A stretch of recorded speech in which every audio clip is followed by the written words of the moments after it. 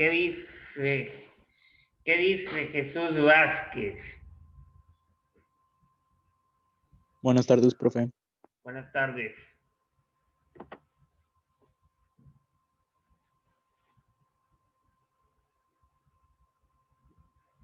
¿Qué dice Orlando?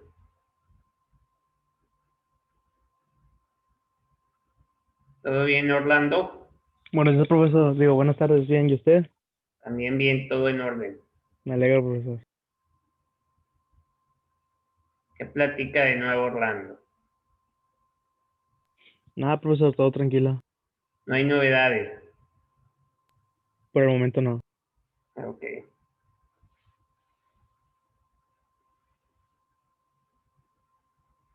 Jesús Vázquez.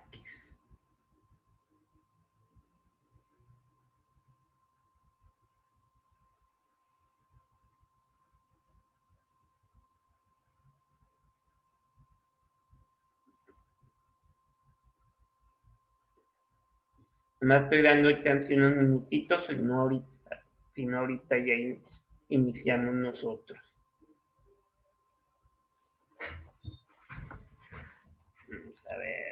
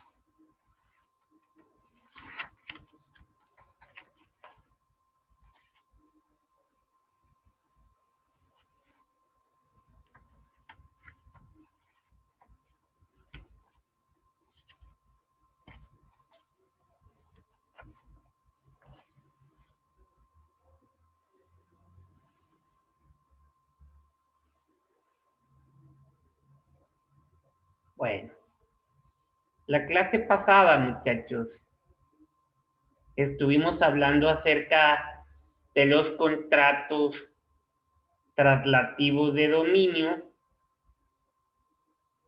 donde dijimos que existía la compraventa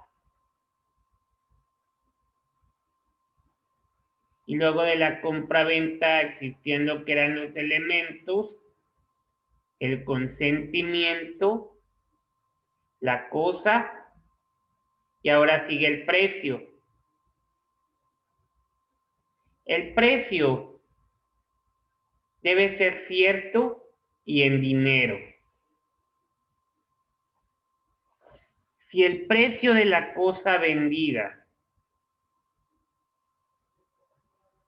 se paga parte en dinero y parte con el valor de otra cosa, el contrato será de venta cuando la parte en numerario sea igual o mayor al valor de la cosa.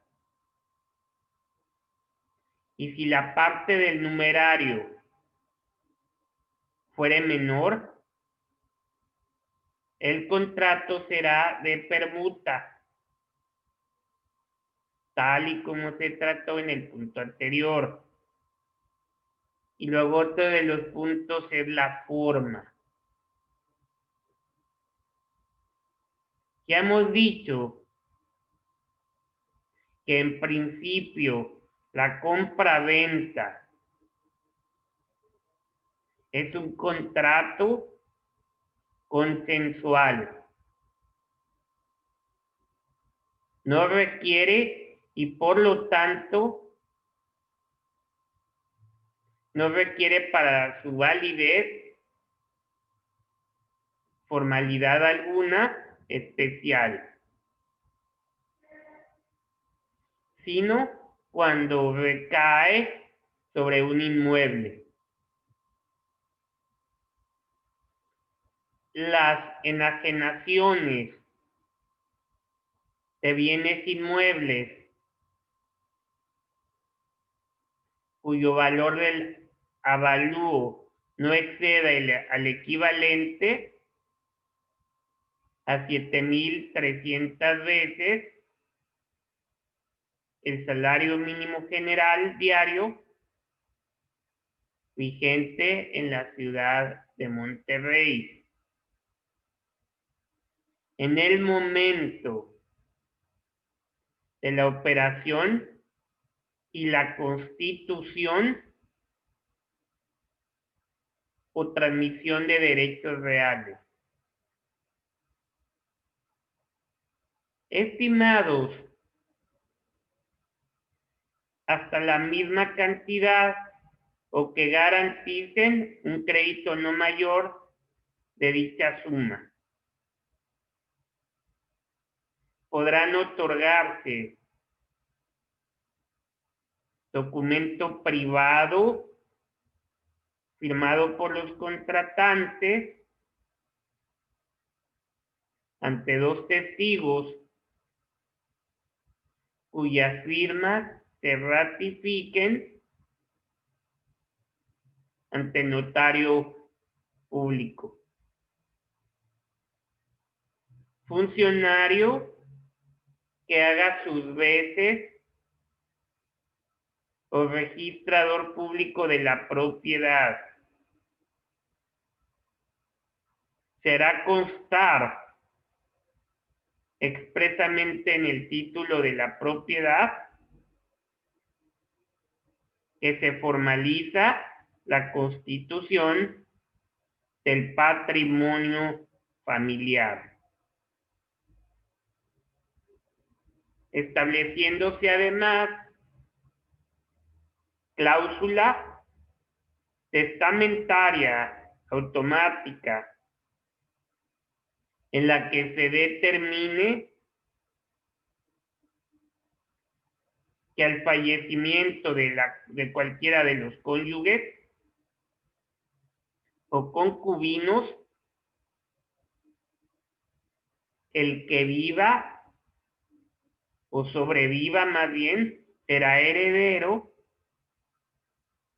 de los derechos correspondientes al patrimonio familiar. Y que a falta de ambos, dicho carácter lo tendrán las hijas o los hijos. El título referido podrá constar en documento privado sin la existencia o exigencia de testigos o ratificación de firma. En caso de que el título se otorgue en escritura pública, el notario público deberá expedir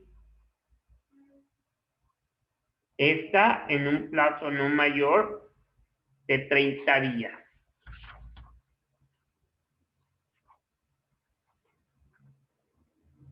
Si alguno de los contratantes no supiere escribir, firmará a su nombre y a su ruego. Otra persona con capacidad legal, no pudiendo firmar con ese carácter, ninguno de los testigos. De dicho instrumento se formarán dos originales. Uno para el comprador y el otro para el registro público. Si el valor del inmueble excede de la suma a que se hace referencia, la forma del contrato de compra-venta se hará en escritura pública. No quedan comprendidos en lo anterior los contratos traslativos de dominio, los de garantía y los de constitución de régimen de propiedad. En condominio que se celebren con el Instituto de Fondo Nacional de la Vivienda para los trabajadores o por sus derechohabientes,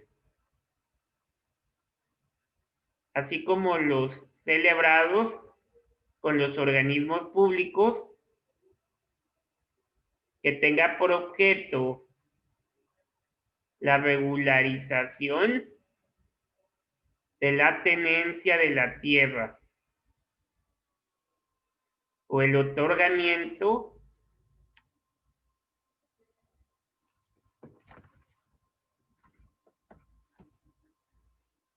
de viviendas de interés social.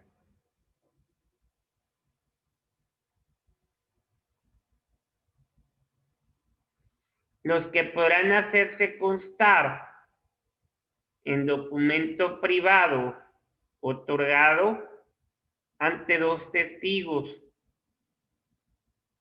cuya autenticidad de las firmas y voluntad de las partes se hará ante el propio registrador público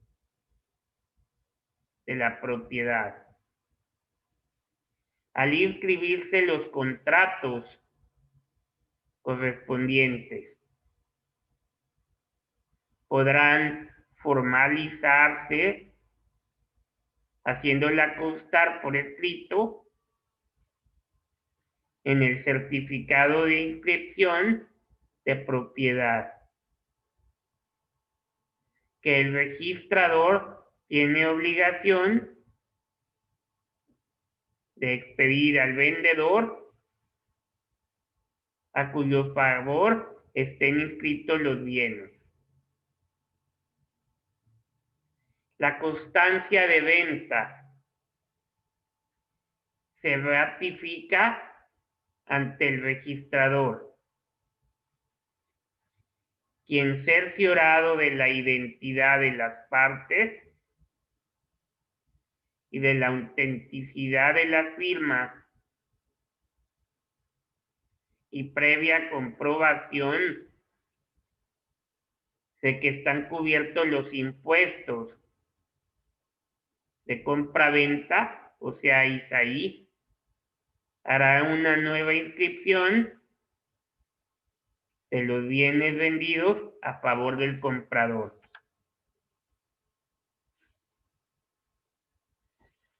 También otro de los puntos muy importantes es la capacidad. Aquí las personas no exceptuadas por la ley tienen capacidad de comprar y vender. Esta regla de carácter general tiene, sin embargo, sus excepciones. Por decir, los extranjeros y las personas morales no pueden comprar bienes raíces sino sujetándose a lo dispuesto en el artículo 27 de la Constitución.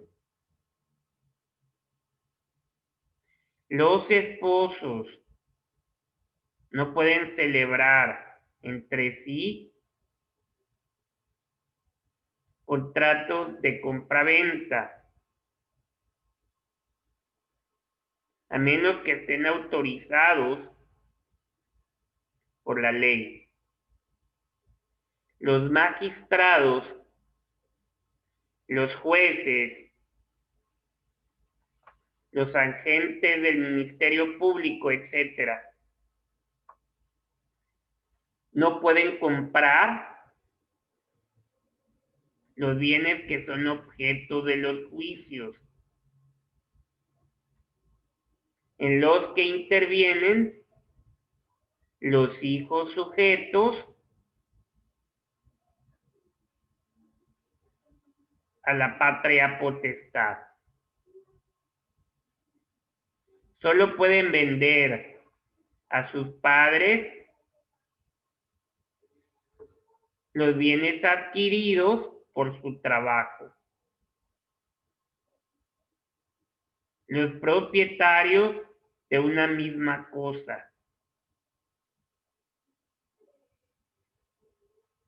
No pueden vender su parte, sino cuando ninguno de los copropietarios desea adquirir la totalidad de la cosa o la parte que se vende. Los tutores, curadores, mandatarios, albaceas, representantes, los interventores, los empleados públicos, tampoco pueden comprar los bienes cuya venta o administración se halle a su cargo. Lo propio ocurre con los peritos y corredores en relación con los bienes en cuya venta han intervenido. Vamos a ver ahora las obligaciones del vendedor. Y hay 4 que son sus obligaciones. Transferir el dominio, entregar al comprador la cosa vendida, garantizar las calidades de la cosa y responder por la evicción. Permítanme un segundito.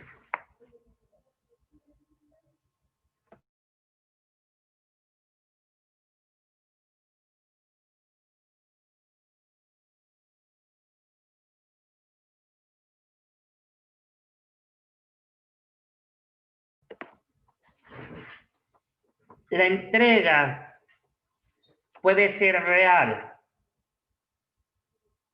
jurídica o virtual. La entrega real consiste en la entrega material de la cosa vendida o en la entrega del título si se trata de un derecho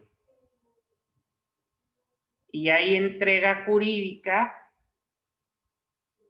cuando aún sin estar entregada materialmente la cosa, la ley la considera recibida por el comprador. Desde el momento en que el comprador acepte que la cosa vendida quede a su disposición, se tendrá por virtualmente recibido de ella. Y el vendedor que la conserve en su poder solo tendrá los derechos y obligaciones de un depositario. Los gastos de la entrega de la cosa vendida son de cuenta del vendedor. Y los de su transporte o traslación de cargo del comprador. Salvo convenio en contrario. El vendedor no está obligado a entregar la cosa vendida si el comprador no ha pagado el precio. Salvo que en el contrato se haya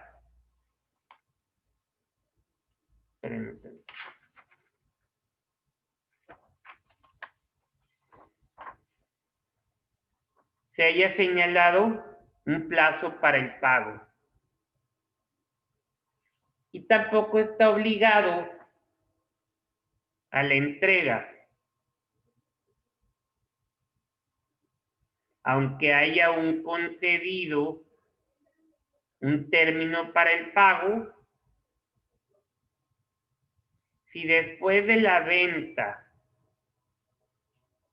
se descubre que el comprador se halla en estado de insolvencia, de suerte que el vendedor corra inminente riesgo de perder el precio, a no ser que el comprador le dé fianza de pagar al plazo convenido. El vendedor debe entregar la cosa vendida en el estado en que se hallaba al perfeccionarse el contrato.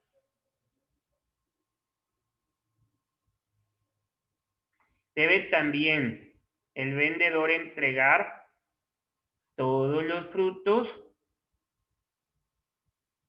producidos desde que se perfeccione la venta y los rendimientos, acciones y títulos de la cosa.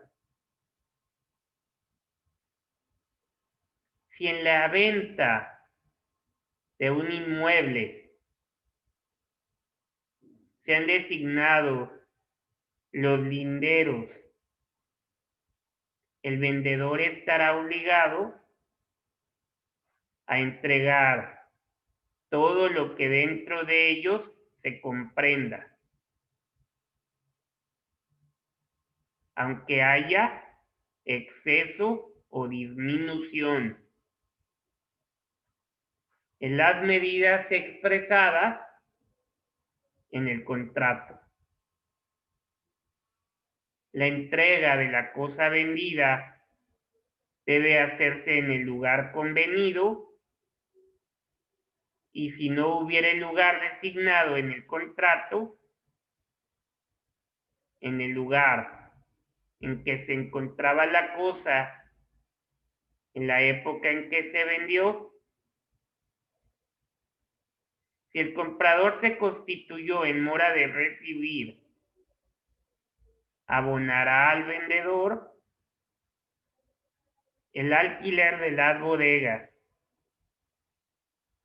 graneros o vasijas en que se contenga lo vendido. El vendedor quedará descargado del cuidado ordinario de conservar la cosa y solamente será responsable del dolo o de la culpa grave. Otro de los puntos son las obligaciones del comprador, donde el comprador debe cumplir todo aquello a que se haya obligado. Y especialmente pagar el precio de la cosa en el tiempo, lugar y forma convenidos. Si no se han fijado tiempo y lugar, el pago se hará en el tiempo y lugar en que se entregue la cosa. Si ocurre duda sobre cuál de los contratantes deberá hacer primero la entrega, uno y otro harán el depósito en manos de un tercero. Aquí el comprador debe intereses por el tiempo que medie entre la entrega de la cosa y el pago del precio. En los tres casos siguientes, como son, si así se hubiera convenido, si la cosa vendida y entregada produce fruto o renta, y si se hubiera constituido en mora. En las ventas a plazo, sin estipular intereses, no los debe el comprador por razón de aquel, aunque entre tanto perciba los frutos de la cosa, pues el plazo hizo parte del mismo contrato y debe presumirse que en esta consideración se aumentó el precio de la venta. Si la concesión del plazo fue posterior al contrato, el comprador estará obligado a prestar los intereses, salvo convenio en contrario. Cuando el comprador, a plazo o con espera del precio, fuere perturbado en su posesión o derecho, o tuviere justo temor de serlo, podrá suspender el pago si aún no lo ha hecho, mientras el vendedor le asegure la posesión o le dé fianza, salvo si hay convenio en contrario. La falta de pago del precio da derecho para pedir la rescisión del contrato, aunque la venta se haya hecho a plazo, pero si la cosa ha sido anexada a un tercero, se observa lo estipulado por la ley.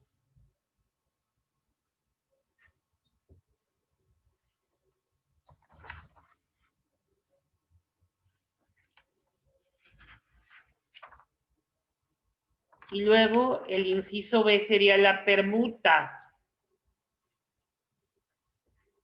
La permuta es el contrato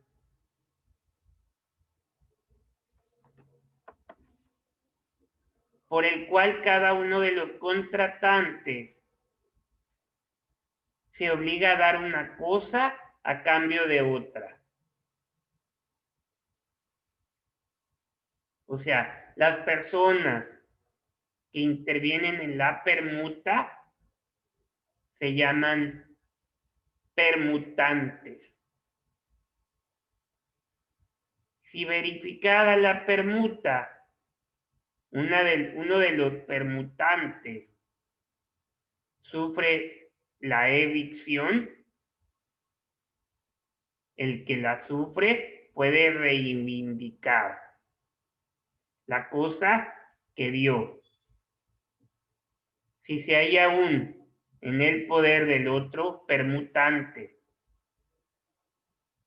pero si éste ya la enanejó o ya la enajenó, entonces únicamente debe exigir el valor de la cosa dada en cambio y el pago de daños y perjuicios,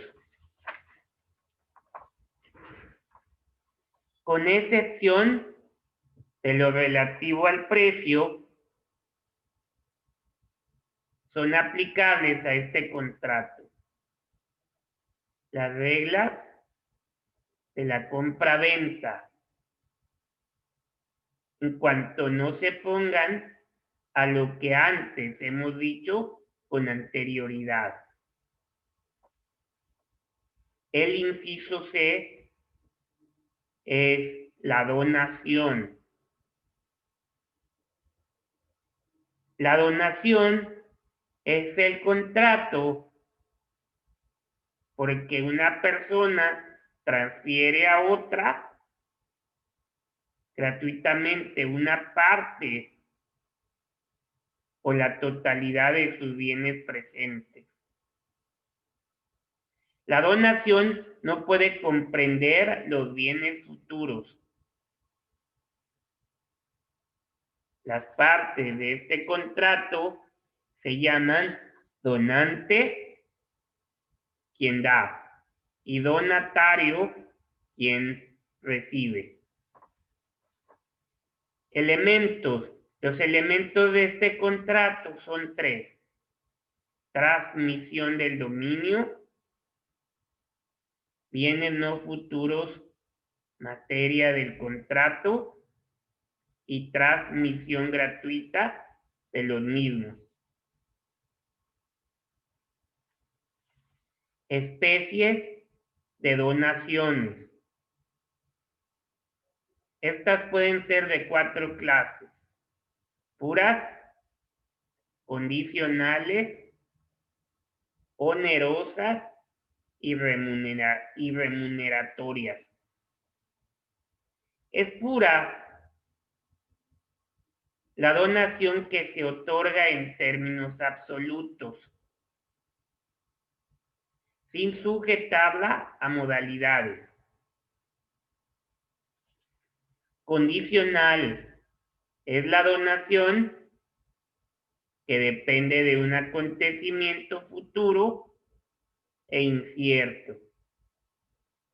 En este caso, los efectos de la donación dependen de que se cumpla la condición. La donación es onerosa cuando se hace imponiendo algunos gravámenes al donatario. Esta donación se distingue de la anterior en que mientras aquella, los efectos de la donación dependen del cumplimiento de la condición en esta. La carga nace en el momento de crear el contrato. Y es remuneratoria la que se hace en atención a servicios recibidos por el donante y que éste no tiene obligación de pagar. Las donaciones solo pueden tener lugar entre vivos y no pueden revocarse, sino en los casos declarados en la ley. Y luego hay que ver la aceptación. La donación es perfecta desde que el donatario la acepta y hace saber la aceptación al donador. La aceptación debe tener los mismos requisitos que la donación misma. Las personas que pueden recibir donaciones de acuerdo al código de la materia, los no nacidos pueden adquirir por donación con tal que hayan estado concebidos al tiempo en que aquella se hizo y sean viables, conforme a lo dispuesto en el citado ordenamiento jurídico.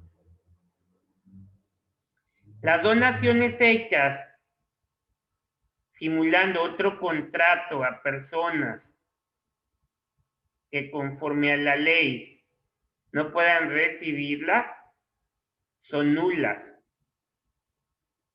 ya se hagan de un modo directo, ya por interpósita persona. De la revocación de la donación.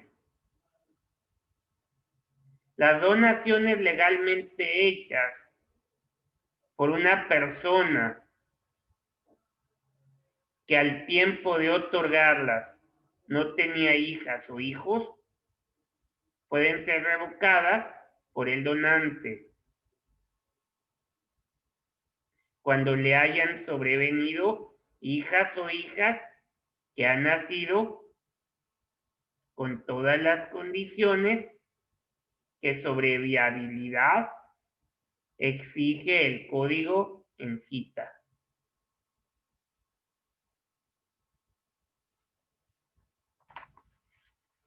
Hasta ahí le vamos a dejar el día de hoy, muchachos.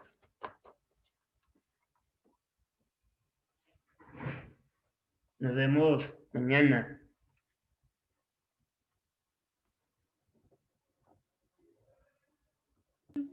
Hasta mañana, profesor. Bye, cuídese.